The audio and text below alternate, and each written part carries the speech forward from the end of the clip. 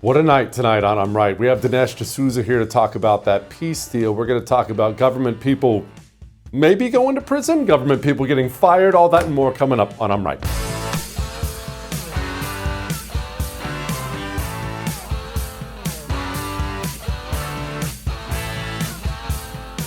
All right, there's about 1,000 things going on in the news we need to get to tonight, and we only have an hour to get to it. So I wanted to first focus right here at home.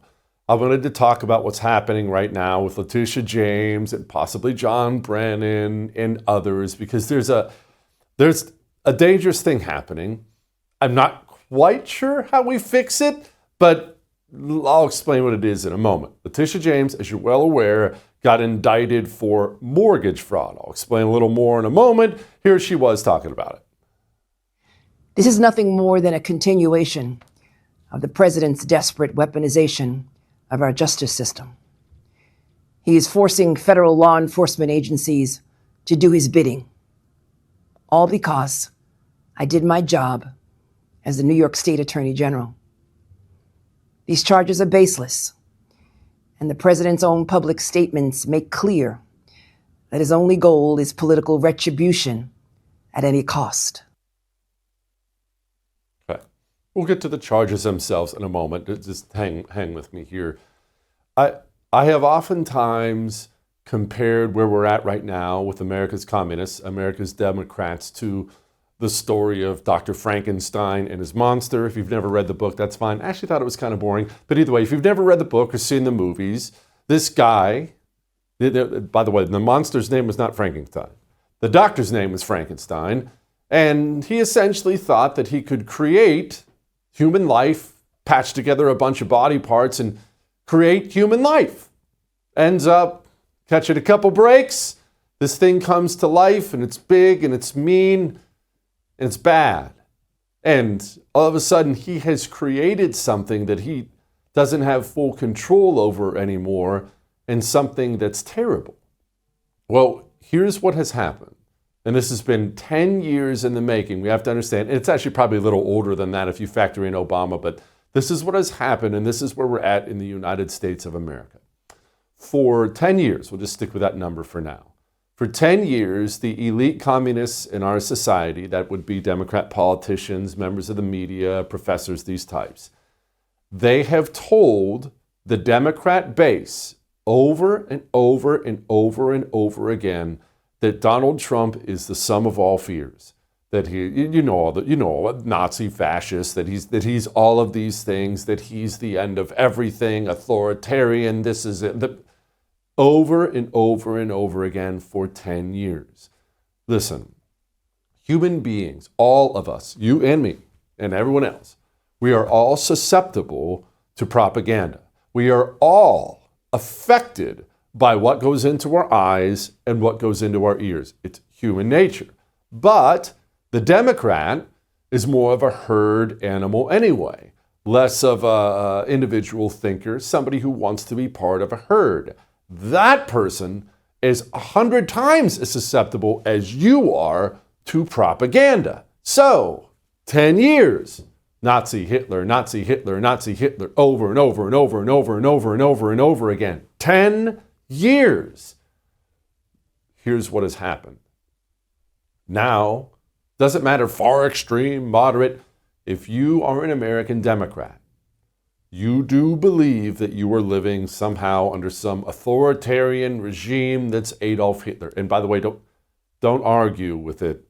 Don't talk about how they're crazy. I know they're crazy. I know it doesn't make sense, but that's genuinely what they believe. As a result of that, well, politicians, all politicians forever, not just in our country, forever, people who have to earn votes to get elected, they are subject to the will of the people.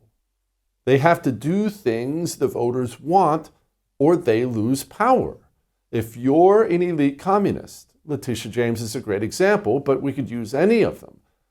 You have programmed your herd animal base for 10 years to believe that they are living underneath Adolf Hitler and that anything, everything is acceptable in stopping Adolf Hitler. Now, Democrats want results. Democrats demand results. That is, in large part, why Donald Trump's 4 years out of power after he was president, why there were so many of these ridiculous sham lawsuits and arrests and mugshots. Because if you are a Democrat at any level now, any level, it doesn't matter if you're in the city council or running to be a United States senator or president, if you are a Democrat and you want to get elected, you know you need Democrat voters to vote for you, right? Of course, makes perfect sense. Democrat voters are demanding you have an answer for the Nazi. You have an answer for Donald Trump. Why did all these DAs, AGs, from Fannie Willis to Letitia James, why were they all so hell-bent on creating ridiculous charges in order to arrest and imprison Donald Trump? That's what Democrat voters demand. You can go look at every single poll out there. It shows the number one issue for Democrat voters with their politicians right now, number one on every single poll is, I want you to fight Trump even harder. You're not doing enough. Get Trump, get Trump, get Trump, get Trump.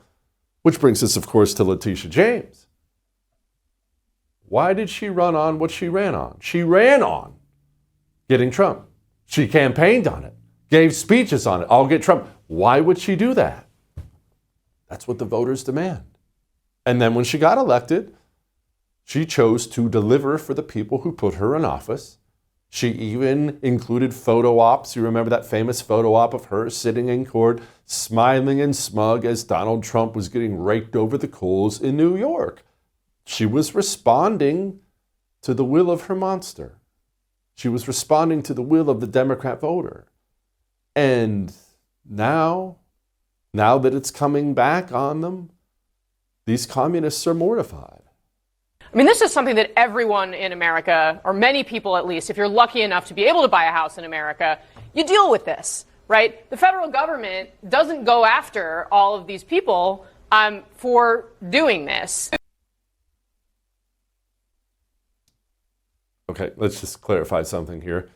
That's just Cassie Hunt, I don't know how to say her name. She actually interviewed me once a long time ago. She's just mortified that communists would be held to account for anything, so she's making up ridiculous lies about mortgage fraud. Maybe you're unaware of how this works.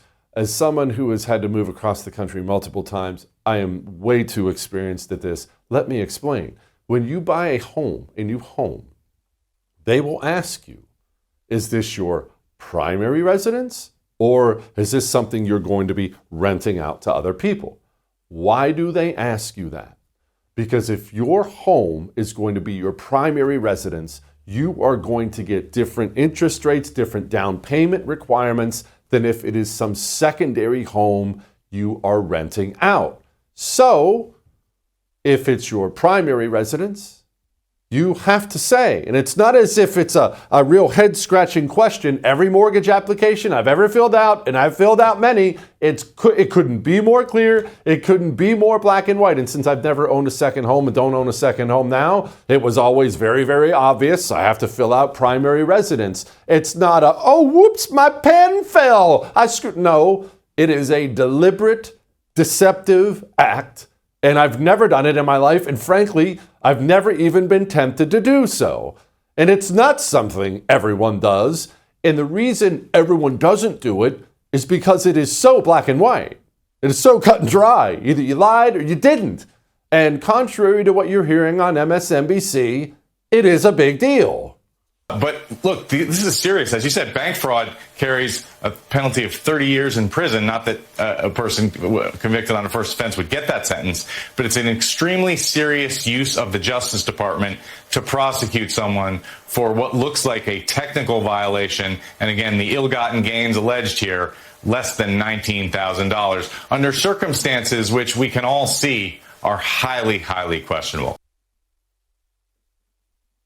It's just $19,000. What's happening? Well, again, these people behaved like animals for 10 years. And now just the very thought that this is coming back on them, it's more than they can bear. That's why they're running to the camera every day, all day, complaining about the weaponization of the DOJ. I don't know if we can trust what's coming out of the Department of Justice right now. And when you have an administration and individuals who are manipulating the justice system of America in that way, they best understand that this is not only about something that affects the individuals that they're targeting. This affects all of us who believe that, flawed though it may be, that a justice system is actually supposed to be blind in the way that it does its work, not targeting people because of who they are. Let me say first, this week, this is a watershed moment in American history. Not since Watergate, Chris, have we seen a president weaponize the Justice Department to go after his political rivals.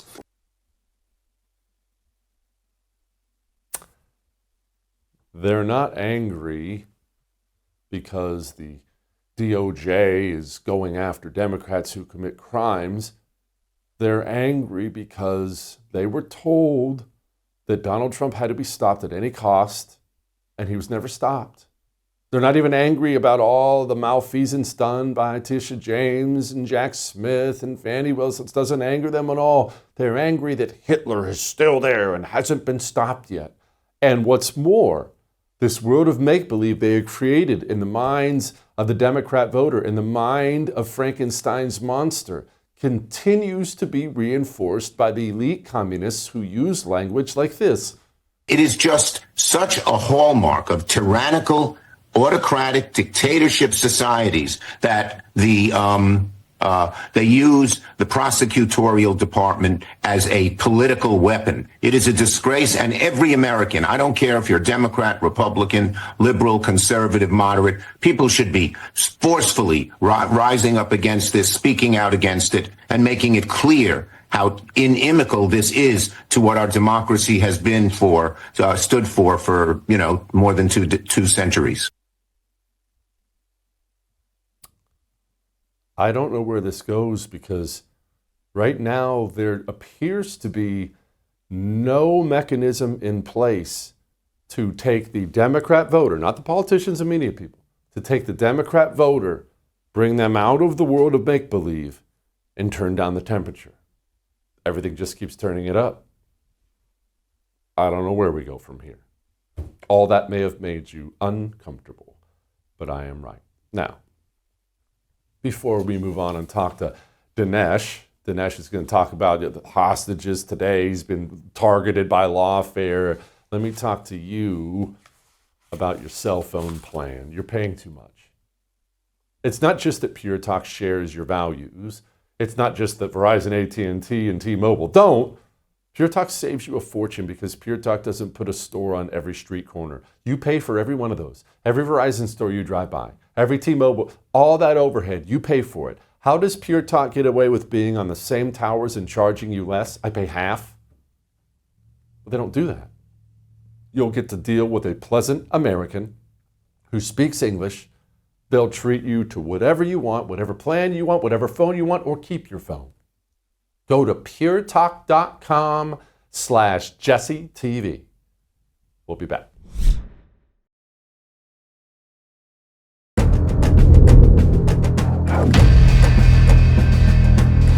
No matter how powerful you are, no matter how much money you think you may have, no one is above the law.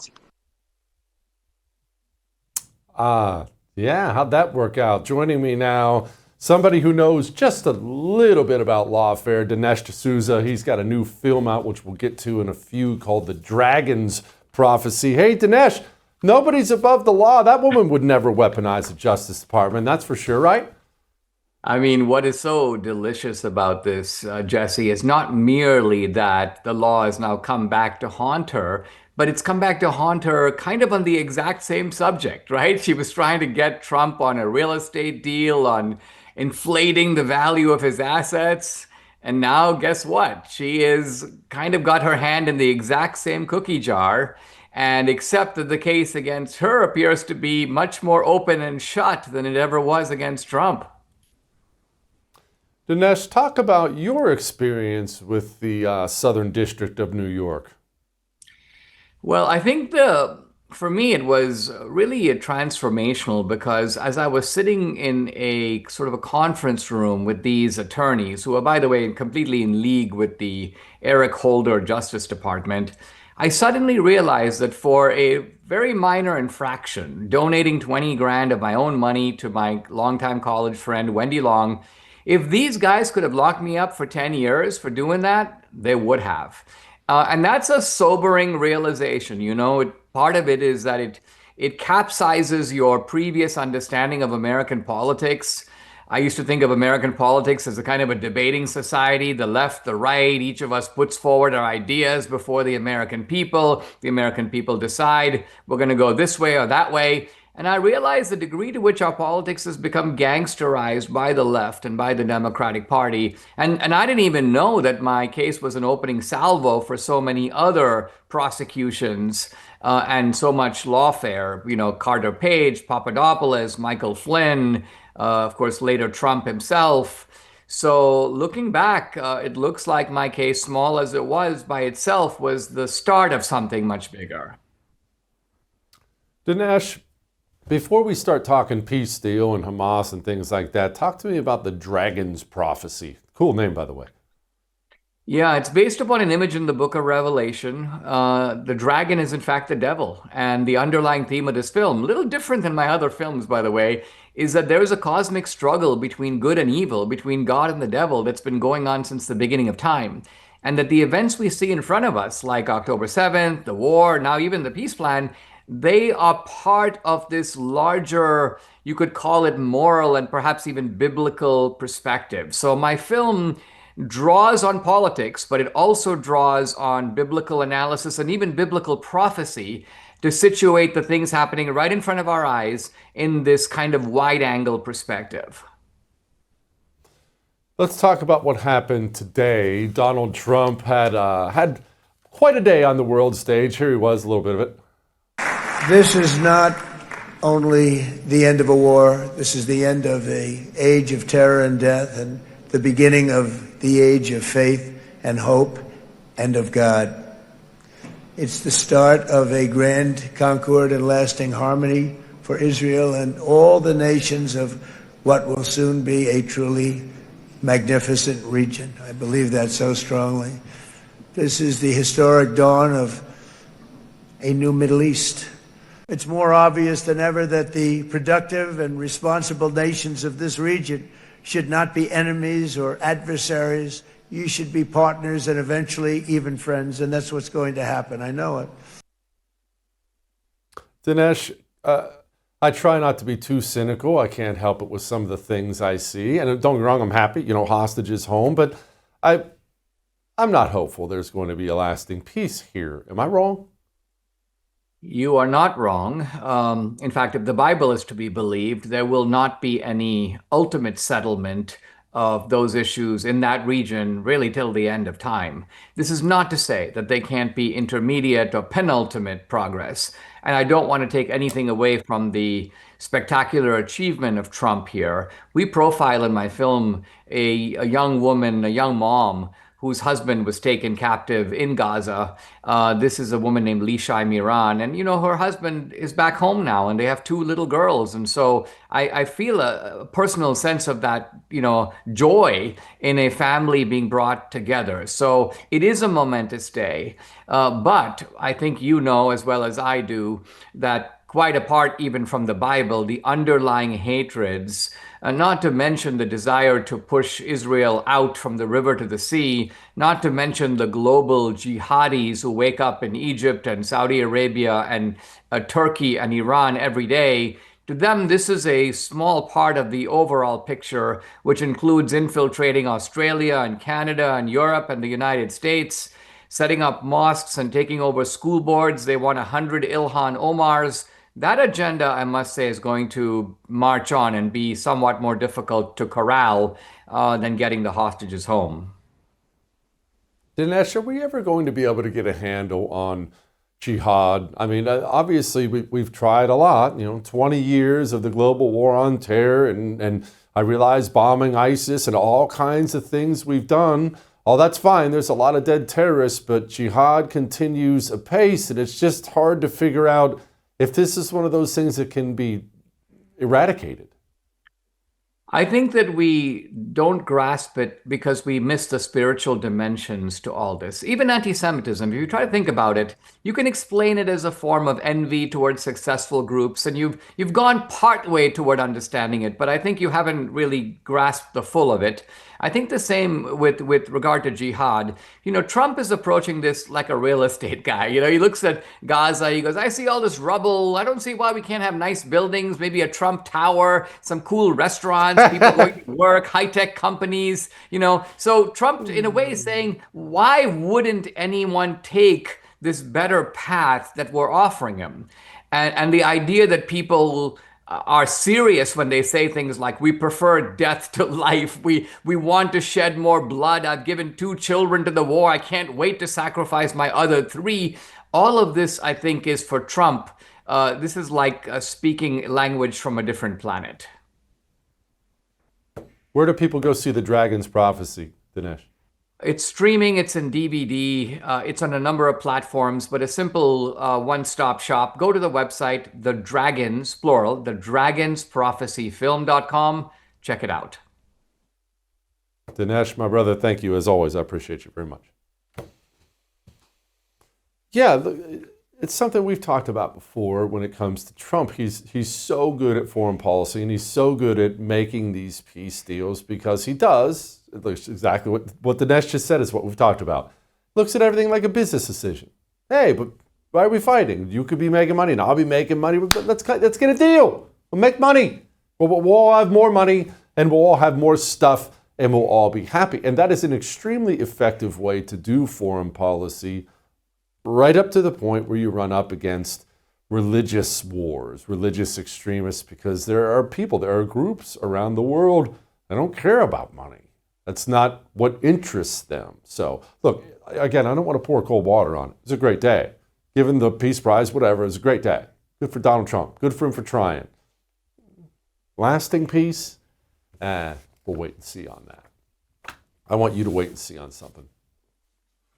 I want you to wait and see what happens when you take a male vitality stack from chalk or a female vitality stack for 90 days.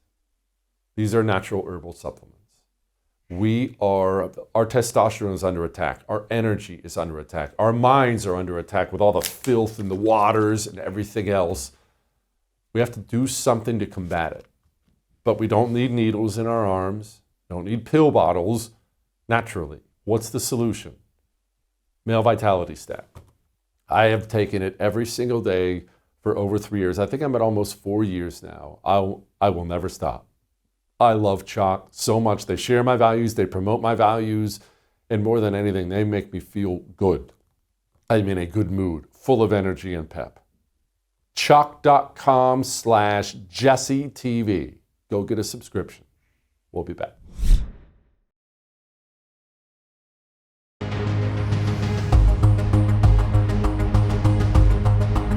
Let's talk about something great. Something great. Before we get to Ned Ryun, and in fact, I'm going to ask him about some of this, the government shutdown continues. And it looks like right now it's going to continue for quite some time. How long? I don't know. I say that it could end tomorrow, but the thing is, right now the GOP is starting to get some things they want. Democrats don't appear to be gaining much ground on this. And they're not gaining any ground politically. The polls are showing that Democrats are, in fact, losing ground. The American people are correctly blaming Democrats for the continued shutdown. Okay, so wouldn't it make sense if you're an elected Democrat, just open the government back up? If it's a losing issue for you, get off that issue and move on. But Democrats have all kinds of losing issues right now, and they are held hostage by their base and cannot move on. In fact, this is something I talked about a bit in the opening, but this is a little bit of a different way. Their base is demanding. The rabid animals that make up the Democrat base, they are demanding a win of some kind. Get Trump, get us something, give us something. They're demanding it. But as long as the polls continue the way they are, Republicans just have precious little incentive to actually give them anything It's got to be a hard life right now being a Democrat politician, and doesn't that feel good to say that? So, where are we at? Here's Mr. President. Russell Vogt said the reductions in force have begun related to this shutdown. How many layoffs have you authorized for this first round, and from which agencies? And it'll be Democrat-oriented, because we figure, they started this thing, so they should be Democrat-oriented. It'll be a lot, and we'll announce the numbers over the next couple of days, but it'll be a lot of people, all because of the Democrats. Okay. Well, it hasn't been a lot so far, to be fair. It's been 4,000.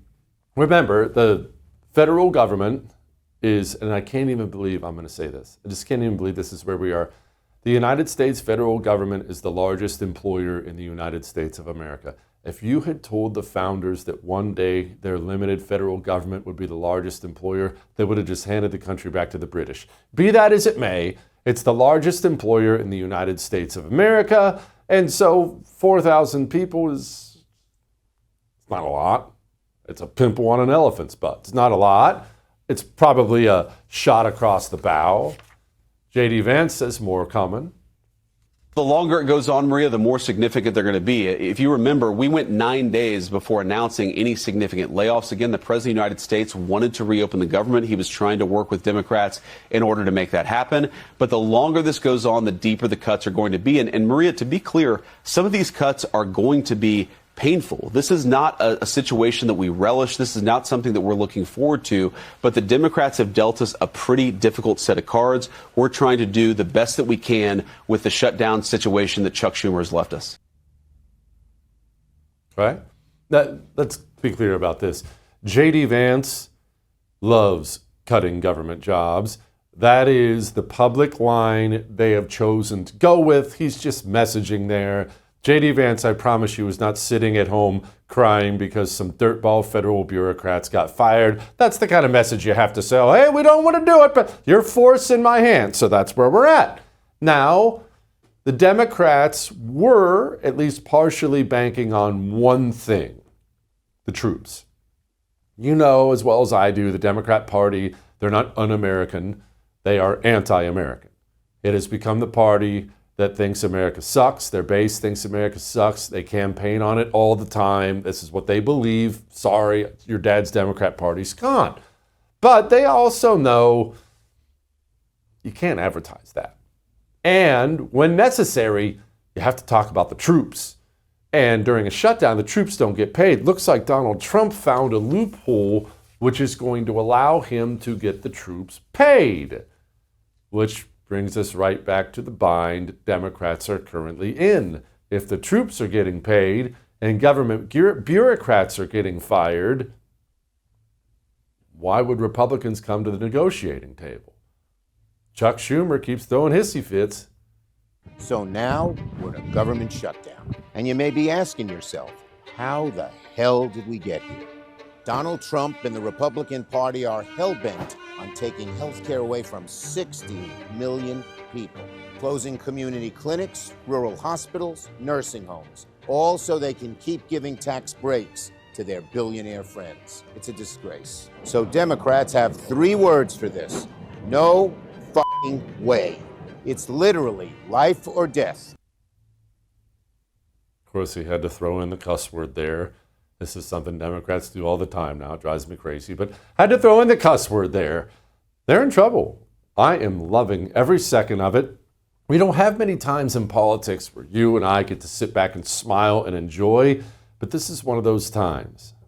I guess we shall see where it goes. Now, I want to talk to you about something. By the way, we're going to go to Ned Ryun in a moment. He knows all about the administrative state, what they're going to be cutting. We'll talk to Ned about that in just a moment. But before we go talk to Ned, I want to talk to you about fat. And I'm not discussing the feminist movement. Good fat. We have been taught that fat is somehow evil and terrible, but no, that's because all this processed oils and vegetable oils and canola oils are full of all this horrible filth, and it's terrible for us. But real natural fat is good, full of flavor, and you'll know it when you try it. We have, you know how terrible I eat? We have gone to exclusively beef tallow in our house. Golden age fats. It's beef tallow. See, beef tallow is delicious and it's good for you. Remember what McDonald's fries tasted like back in the 90s? Why do you think they tasted like that? Start using this in your house. You'll never go back and you feel so much better afterwards. You want to save a bunch of money? goldenagefats.com/JesseTV. We'll be back.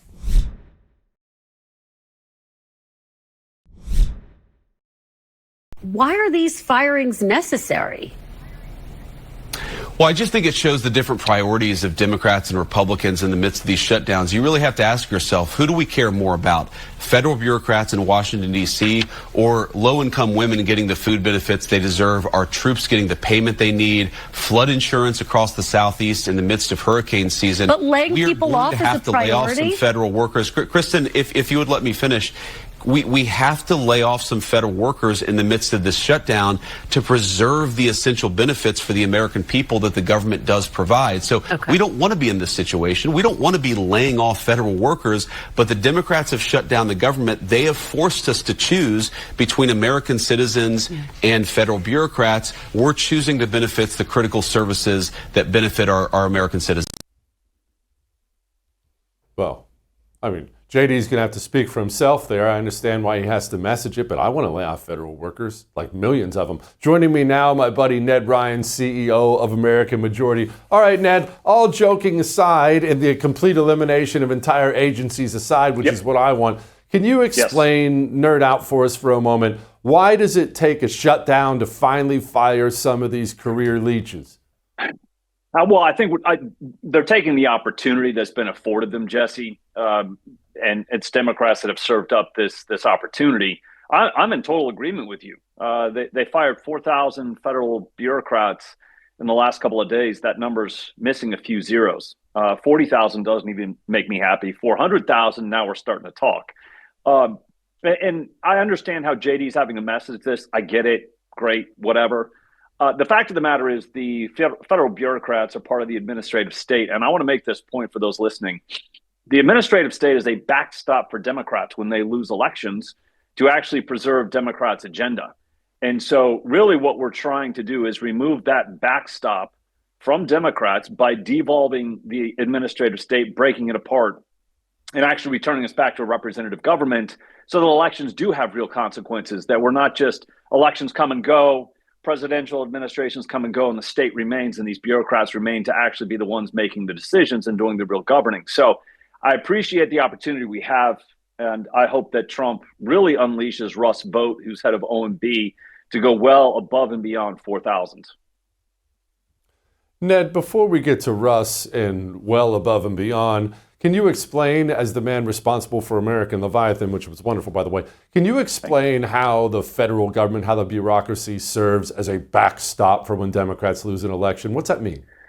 Because this is what was put in place 100 years ago with the rise of the administrative state, that the progressives really envisioned an educated elite, this ruling class, these bureaucrats, being separated out from politics, in which they thought politics was the corrupting force.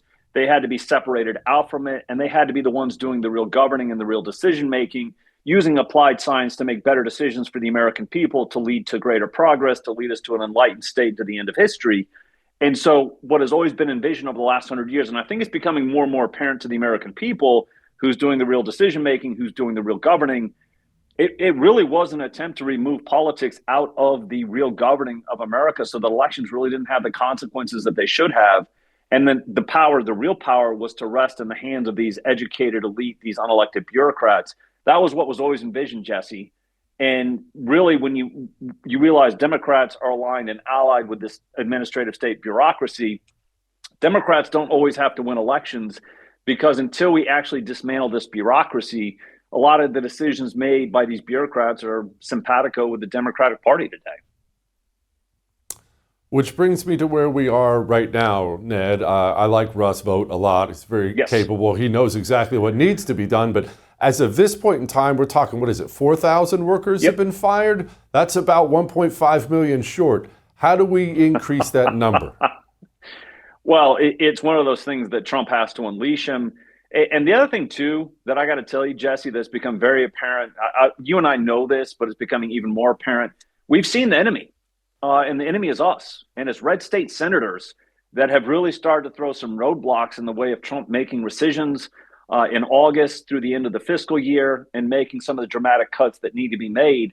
And these red state senators who apparently don't have a backbone, don't have any guts or the moral fortitude to actually do what's necessary to restore representative government are really throwing a monkey wrench and trying to hit those brakes on what the Trump administration really does want to do. I will say this. I think Trump is going to give Russ more freedom to continue down this path, because you're right. 4,000 to me is like a rounding error. The federal government, of its own volition, outside of Trump, outside of Russ, has already deemed that there are 800,000 non-essential federal government employees.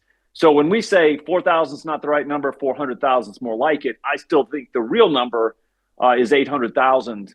And even more importantly, Jesse, those that remain need to be placed under the authority of our duly elected representatives. And that's not the case right now. Okay. How do we make that the case, Ned? What is this? Is this an executive order? Is this a law? We have got to bring the administrative state to heel. I know I'm preaching to the choir. This is your baby here, but how do we bring it to heel? Let's assume we've only got 3 more years. You never know what life's going to happen in politics. How do we bring them to heel? So a couple things. I still think there needs to be a case that goes all the way to the Supreme Court in which the Trump administration pushes the envelope and says, and most of the administrative state, for those listening, I want to remind them, most of this administrative state resides inside the Article 2 branch, the executive branch, of which the duly elected president is the head of it. And I want them to push a case to the Supreme Court to make a very definitive case in which they argue that the head of the executive branch, Donald Trump, has the ability to hire and fire whomever he pleases inside of the Article 2 executive branch, and push that to the Supreme Court and say, ultimately, it's up to whoever the president wants to have on his team inside the executive branch. And if they agree with him, if we can get that case, it'll probably take 18 months to 2 years, so we don't have a whole lot of time. Get it to the Supreme Court, and they make the decision on behalf of Donald Trump and saying the executive has this power, then he becomes the demolition man. So I know that Russ has got a couple things that he's working on right now, but that to me is the definitive case. If we can get that to take place, Trump can start to fire hundreds of thousands of employees inside the executive branch. And even more so, Jesse, we have to literally implode buildings. After you're doing the firing, implode the Department of Education, HUD, all of these things, raise them to the ground so that it becomes even harder. Because I'm fully aware that we will not always have political power. We have to make their comeback path that much harder. Yes. I haven't been to D.C. in ages. If we start raising buildings to the ground, I'm just going to go get an apartment there or something like that. That's just wonderful. All right, Ned, this shutdown, I know I'm going to ask you to be Nostradamus here, but I can't help but think back to, well, my entire 44 years on the planet watching Republicans cave and cave and cave and cave. I know we haven't seen anything like this yet, but it's hard to not think we're going to cave and give them something to end it. Am I wrong?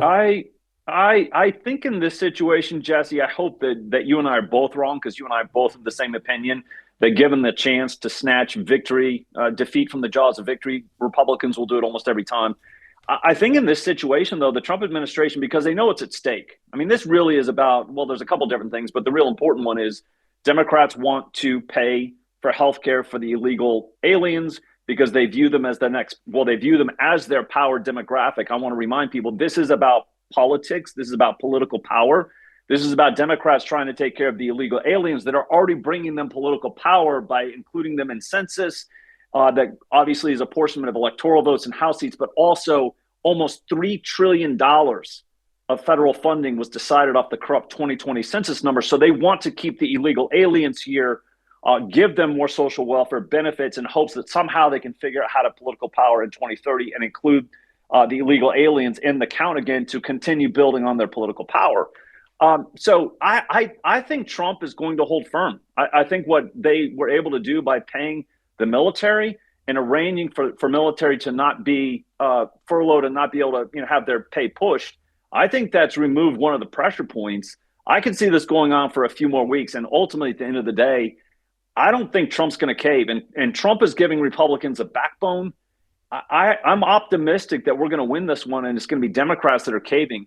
on this issue, but they are fighting tooth and nail because they realize this is ultimately about trying to keep that power base of illegal aliens taken care of to lead to more political power for Democrats. So they realize this is existential for their political power. They also realize, I want to make this last point, Jesse, this is also about making sure that the Chuck Schumers of the world and other establishment folks aren't primaried in 2026 because progressives are demanding this of them. So Chuck Schumer and these guys are kind of in a box. I think they're between a rock and a hard place, and I'm not sure there's an easy way out for them. All right. Let's shift gears and go a little bit more local here. Virginia. I would love Virginia to be a red state. It is purple at best. We have a gubernatorial race coming up, an AG race coming up. It's gotten all kinds of spicy. What could we be looking at here? Well, a couple of things that need to be done, Jesse. First of all, in the long term, the reason that this is a purple state is there's about 250,000 more model Democrats and Republicans. We don't do partisan registration here. And there's about 339,000 more absentee ballot requests from model Democrats and Republicans. So the numbers are rigged against Republicans inside the state. However, Jay Jones and his techs have given us an opportunity. I'd be shocked if Jason Miyares doesn't hold on as Attorney General. You can see the poll numbers too tightening up at the lieutenant governor and gubernatorial race as well. You know, American Majority Action, or C4, we've been involved since June, actually before June, in 15 key House of Delegate races here. So if you were to ask me, it's 3 weeks from tomorrow where I think we would end up in Virginia. I think Miyares holds on. I think it's going to be very, very close with the governor and lieutenant governor's race, but I'm quietly optimistic we can pick up the majority again in the House of Delegates, pick up 2 seats, and hold on to the other close ones. And that, to me, right now, because the numbers are so bad for us here in Virginia, I'd be okay with those results. I'll take it. Ned, thank you, brother. I appreciate it. All right. Lighten the mood. Next.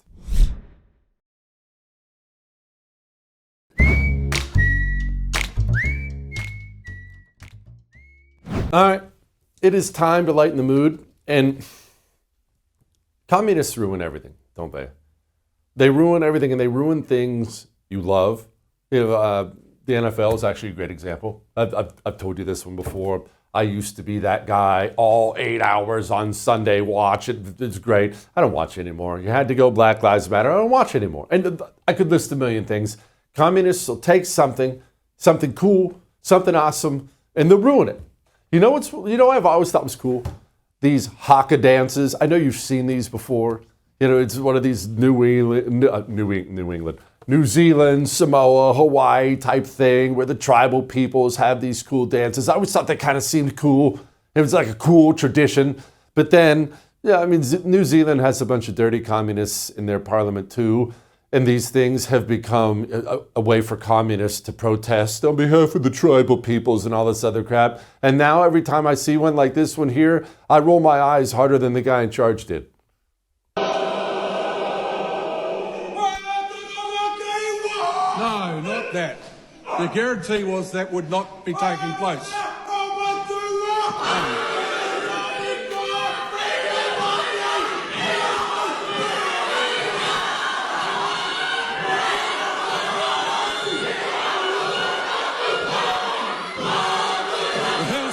Suspended.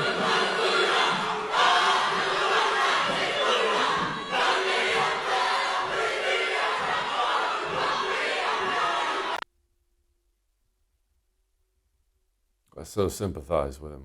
That's the same thing I do now. Here we go again. I'll see you tomorrow.